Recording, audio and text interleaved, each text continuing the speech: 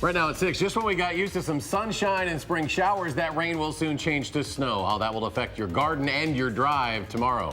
And after another sexual assault report at a Madison school, we're asking district administrators how they're working to prevent more cases. From the Channel3000.com Alert Center, this is News 3 Now at 6. And thanks for joining us. The weekend is finally here, but it is not looking too pleasant weather-wise. No, a late-season winter storm is taking aim on southern Wisconsin. Chief Meteorologist Gary Canaldi has all the details. You know, it's hard to believe that less than 24 hours from now, we're going to be seeing snow across all of our viewing area. After seeing a nice day where we had bright sunshine for the entire day today, there's visible cloud track. Temperatures were comfortable. The only precipitation showing up to our west is in the form of light rain showers in western Iowa, and those will get here late tonight when they could mix with a few flakes of snow. But temperatures this morning started out in the mid-40s. Here in Madison, we were at 47. We made it up to 61 degrees for a high temperature, and right now we're still at a comfortable 59 degrees. That's the good news. Here's the forecast for tomorrow. 1 to 3 inches of snow north and east of Madison and Dane County. There could be some localized higher amounts in there, but 3 to 6 inches with some 7 or 8 inch amounts in a few spots south and west of Dane County. Slushy, wet snow expected tomorrow. There are winter storm warnings in effect for most of southern Wisconsin from tomorrow morning into tomorrow evening. Areas north of Wisconsin Dells are under winter weather advisories. Winter storm watches are in effect for areas south of the Wisconsin-Illinois state line for the potential for the snow to move in there later in the day tomorrow. Temperatures by tomorrow morning will be in the mid to upper 30s, so precipitation may start in the form of rain and snow, but will quickly change over to a wind-driven snow for much of the late morning into the afternoon hours into the early evening. Our high of 38 early, then those temperatures falling off. I'll have more details on this winter storm in just a few minutes. Thank you, Gary. Getting ready for a snowstorm with May less than a week away can be a little different. Our Madeline O'Neill joins us to tell us how everybody's preparing for this wintry storm from the ground up, Maddie. Well, if you've lived here long enough, you know that late April is no stranger to snow, even this late in the season. But with winter gear put away and some plants put in the ground, there's a bit more to consider as the storm approaches. I think we all probably expected to be out playing outside this weekend. As we prepare to tough out a wintry day in late April. And instead, we're going to be, rushing to protect our plants. It helps to remember that Wisconsin plants and people have a lot in common. All of us here in Wisconsin, forget how tough and resilient all of our plants really are, because this is, if fruit trees and all of our plants didn't survive in these types of erratic conditions, we wouldn't be planting them. Joe Mullenberg, the horticulture program coordinator at Dane County's UW Extension, says most plants already in the ground, including vegetables like broccoli, cabbage, and radishes, are hardy and should be able to withstand the snow and cold. But with temperatures approaching a hard frost at 25 degrees, it could be worth it to water or cover some plants to fend off the cold. Some of your flowers on your smaller kind of bushes and your bulbs are going to possibly be affected, especially if they're on the northern sides of your house where temperatures remain a little colder. Fully planted in springtime work are landscapers at Barnes. We're fully involved with the summer work right now. The landscaping company had already put away its snowplows. We had pretty much packed them away thinking we were done. But Barnes workers are ready to go again because in Wisconsin, they know you have to be prepared for anything. We've gotten pretty good at it over the years. We're used to doing it. Used to it or not, Mullenberg has some final words for your plants, also applicable to us people. We should give them a lot of credit for being here this long, but still give them a little bit of TLC to get them past these crazy last winter moments that we're having this year. Barnes has snow removal workers ready to go to clear lots, especially those of businesses open Sunday. But the hope, I think, with all of us is that this doesn't stick. Yeah, that is the hope. We all know how to adapt to it, but it's no fun dealing with this. It's never fun, no. This time of the year. Maddie, thank you. You're welcome. Madison firefighters say children at a Westside daycare are safe tonight, but the building has significant damage after someone crashed their SUV into it. Luckily, all of the kids were in their classrooms either eating lunch or resting, so they weren't in the main play area where the accident happened. And as far as I know, none of the kids know. They just think a loud crash happened. Well, this happened about 12:30 this afternoon at the Well Preschool and Childcare. That's right behind Westtown Mall. Police say parents were notified immediately about the crash. There were no reports of any injuries. Officials with the Marquette County Sheriff's Office say this woman was arrested in connection with a fatal fire last week. 42-year-old Frances Rittman was taken into custody. 43-year-old Daniel Gilmartin was found dead inside the home on Cass Street after crews put out the flames. Officials said no further information will be released until Rittman has been charged. Today, local leaders are honoring those who never made it home to their loved ones after work. Workers' Memorial Day is Sunday, and today union representatives, lawmakers, and faith leaders held a moment of silence for those who have died from work-related injuries or illness. Among the names read aloud today was that of 24-year-old Alexander Canus of Columbus, who died after a fall at a construction site last week, and Sun Prairie Fire Captain Corey Barr, who was killed in the downtown explosion in Sun Prairie last summer. 140 Wisconsin names in total, and those are just the deaths that were reported. I will say I do Google search. I have to put something like farmer killed Wisconsin 2019, and it pops up that he had committed a suicide and it was work related. He was losing the farm, and then I realized that's a statistic that really isn't covered. Farming, manufacturing, and construction jobs are some of the most dangerous. The latest data from the Bureau of Labor Statistics shows there were more than 5,000 accidental deaths in American workplaces in 2017. We are taking a closer look tonight at how administrators in the Madison School District respond when an incident happens. This follows at least 3 reported sexual assaults in Madison schools in the district this year. Rose Schmidt sat down with the superintendent, Jennifer Cheatham, today and explains the steps the district is taking. Yes, well, Superintendent Jennifer Cheatham tells me this school year, a new district-wide school safety plan was put in place, as well as new safety plans at every single school. There are also ongoing discussions with the Rape Crisis Center about the age-appropriate conversations staff members can have to teach students about consent and creating a culture of consent.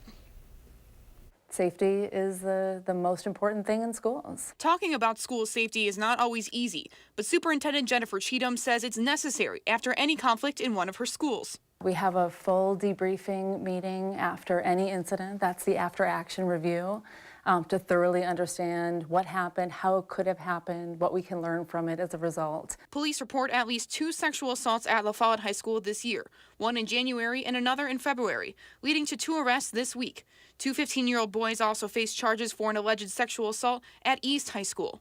Though she couldn't get into specifics, Cheatham says every incident is taken seriously. Yeah, I mean, the issue of sexual assault in particular, I mean, this is one of the most serious, most terrible things that could possibly happen in a school. I mean, in Madison schools, like many schools, that is an expellable behavior.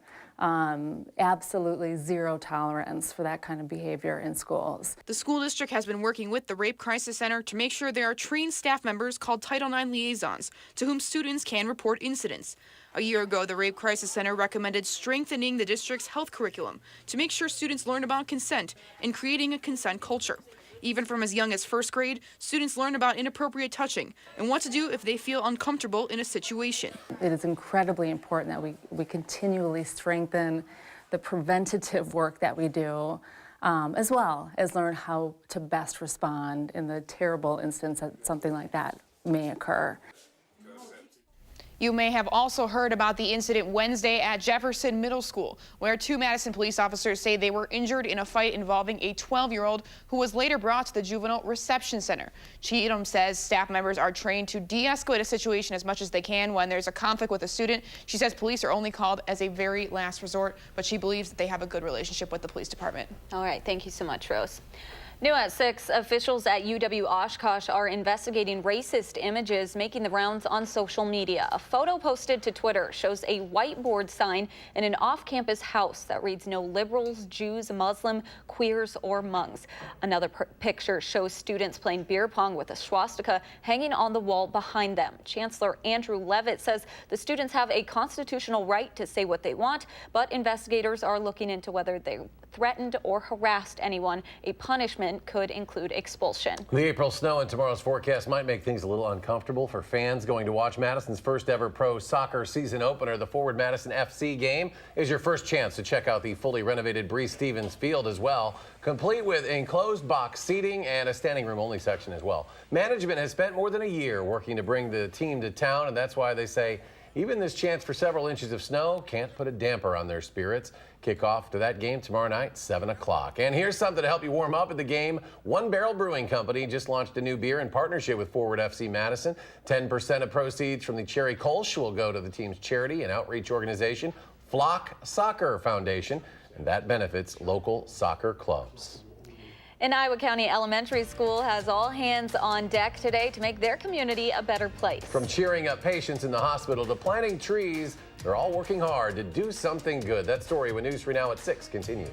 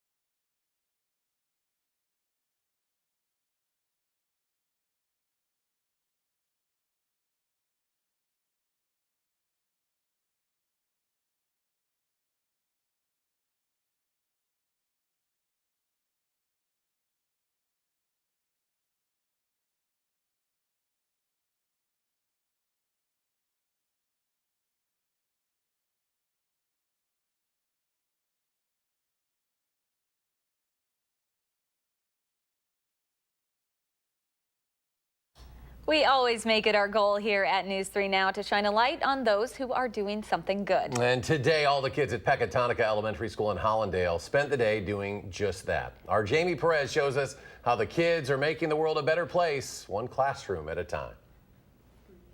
Welcome to another spectacular day at Pecatonica Elementary. A spectacular day doesn't even begin to describe what was going on in each of these classrooms. Start in the corners, okay, friends? And then you're going to meet your partner in the middle. Just can't do anything.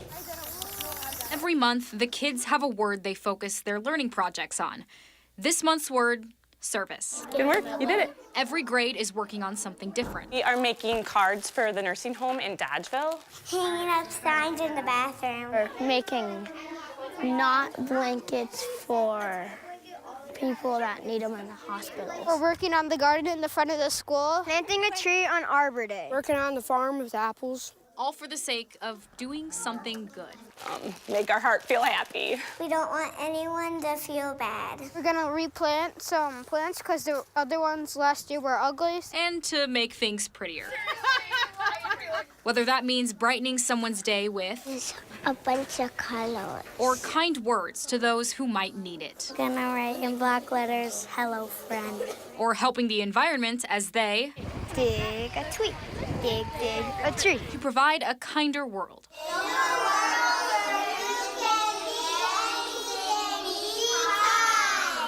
Filled with love. It helps out the community. Get to help out with the community. So these kids can believe in the good in life. Decided to have a school-wide service day. And there were snacks, and who doesn't love snacks? Apples are good. day of crafts and community service for the kids. So do I just glue this on? You do. And a day of being proud of the work they're doing for others. I think it's really nice. I think it's great that they get a chance to do something for somebody else and bring kindness and joy to somebody else that maybe needs it. A first for them, but one they hope to continue to keep doing something good. We're gonna do it every year, right? Yeah. In Hollandale, Jamie Perez, News 3 Now. I'm very proud of you. Jamie always finds the best kids. No act of kindness is too small. If you would like to nominate someone who is doing something good, you can do so on our website, channel3000.com. And today's sunny skies will be replaced by a cold, wind-driven snow tomorrow. Watch meteorologist Gary Canalti trying to pinpoint the snow totals. All the details ahead in your first alert forecast.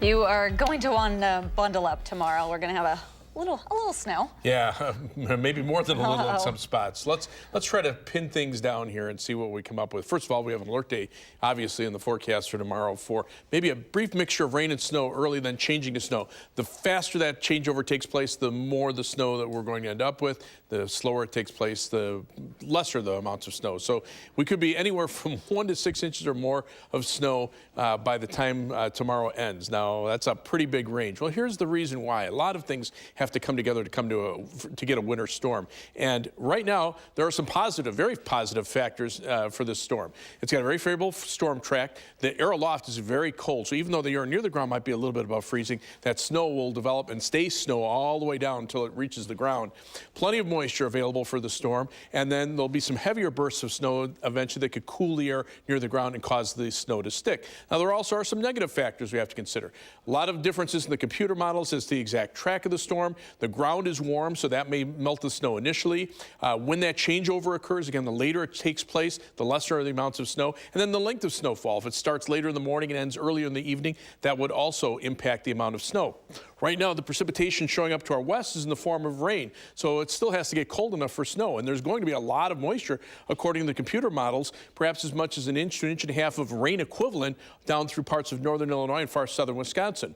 Computer model forecast shows the rain and snow reaching southern Wisconsin early tomorrow morning, then changing over to snow as temperatures are just above or right around freezing. Those temperatures drop off through the afternoon. By evening, the snow starts winding down, and then by midnight, it's pretty much gone. So again, the fast movement of the storm could limit the amount of snow. Look at what these computer models are showing. European computer model, a swath of about 6 to 7 inches of snow near the Illinois state line, very little north of Madison. The GFS US computer model showing the snow now more into northern Illinois and even lesser amounts up toward Madison and areas to the northeast.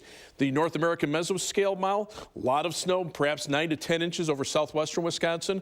The local computer models that we use, 8 inches over southwestern Wisconsin or near 10 inches with about 3 inches in Madison. And then the short-term computer model showing only about 1 to 3 inches. So we put that all together. Our confidence is highest in a swath of 3 to 6 inches of snow from Madison on toward the south and west, with maybe some locally higher amounts there, lesser amounts to the north and east as you head up, say, north toward the Dells or up toward the Fox Valley. Those amounts will taper off pretty quickly. So our forecast includes winter storm warnings in effect for much of the day tomorrow into tomorrow evening for most of southern Wisconsin. Winter weather advisories north of the Dells. Tonight, look for clear skies this evening. Then it will turn cloudy. Some rain and snow showers by morning with a low of 36. Tomorrow, those rain and snow showers quickly changing over to a heavier snow during the afternoon. High of 38 with falling temperatures. Again, the heaviest snow south and west of Madison through the afternoon and evening hours. Clear skies this evening will turn cloudy overnight. You can see the rain and snow approaching southwestern Wisconsin by morning. Temperatures start dropping as the precipitation changes over to all snow tomorrow afternoon. Then it clears out tomorrow evening with snow on the ground to be down in the mid-20s by Sunday morning. And then high temperatures on Sunday getting back up into the upper 40s. That should start to melt some of the snow. Again, heaviest amounts south and west of Madison, lighter amounts to the north and east, but these are still subject to a little bit of change. Good news is temperatures will be in the 50s by Monday. We'll see rain chances, even some thunderstorm chances Tuesday and Wednesday, and then milder weather toward the end of next week. The Packers seem to know their defense needs a lot of help, so they're getting it. The story's coming up in sports.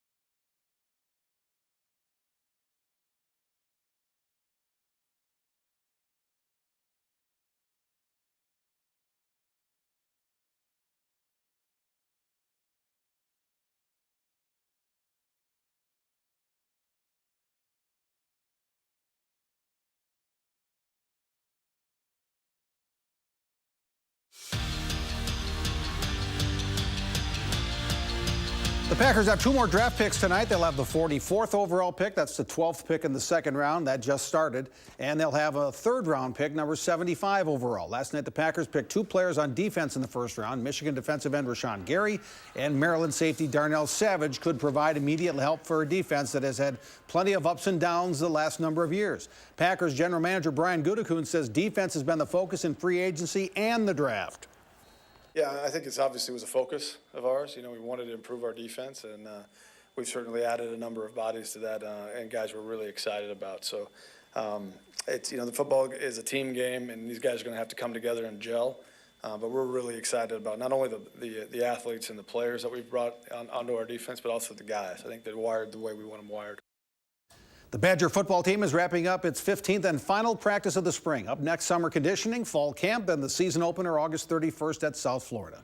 The one thing coaches are looking for in spring football is consistency, never taking a day or even a play off. Head coach Paul Chris says the veterans are pretty much there, but the younger guys are working toward consistency. I think there's different stages to development, different stages to getting on the field, and one is that you can do it. Right, you show that you can do it, and then it's can you do it consistently, and so I think everyone's at different stages. So as a team, no, not there, but I have seen it, especially some of the guys that have played, and maybe more so. You know, you're starting to see it with guys that are kind of working towards having a significant role in the team. The Bucs and Boston Celtics begin the Eastern Conference semifinals Sunday at noon in Milwaukee. The Bucs have been rolling all season, but lost to the Celtics in 7 games in the first round last year. So what should we expect this year? Well, here's the Bucs' Eric Bledsoe. It's going to be a dogfight. We're looking forward, you know, to get the, you know, best shot, you know, come, you know, Sunday. So you got to play through, you know, a lot of things. You got to play through contact, play through foul calls, play through, you know, adversity when things not going your way. And I think we've been doing a great job of that, you know, this past season. So we just, like I said, looking forward to capitalize off. The Brewers are in New York to play the Mets, but they haven't started the game yet. It's in a rain delay, and they say the forecast isn't great for the next few hours there. Back to the NFL draft from last night. Some interesting outfits by some of the top picks. Number 1 pick, Kyler Murray, went with the pink suit with white sneakers. Not for everyone, but he pulled it off. Now, the 10th pick, Michigan linebacker Devin Bush, well, people weren't sure exactly what he was wearing. Turns out a Los Angeles designer named Gitanio created 3 different suits for Bush with add-ons by designers Christian Dior and Louis Vuitton. Bush picked a black suit, no shirt, a big old neck chain, and a sling that appeared to serve no purpose but be stylish. What do you think Vince Lombardi or George Halas would do at this point? They're rolling over in their graves right now. They are indeed. In the draft, maybe thought he was hurt walking out. Yeah, no, it was just a white thing that he put on there. So. Had a little flair. Clothes every year. Final check. Temperatures right now actually pretty nice. They're around 60 degrees, upper 50s here, but look at the forecast for tomorrow. 3 to 6 inches of snow, Madison on toward the south and west, maybe some localized heavier amounts of 7 or 8 inches, lesser amounts to the north and east. Winter storm warnings in effect for all of southern Wisconsin through from tomorrow afternoon or tomorrow morning into tomorrow evening. Okay, Gary, thank you, and thanks for joining us for News 3 Now at 6. See you back here at 9 to 10.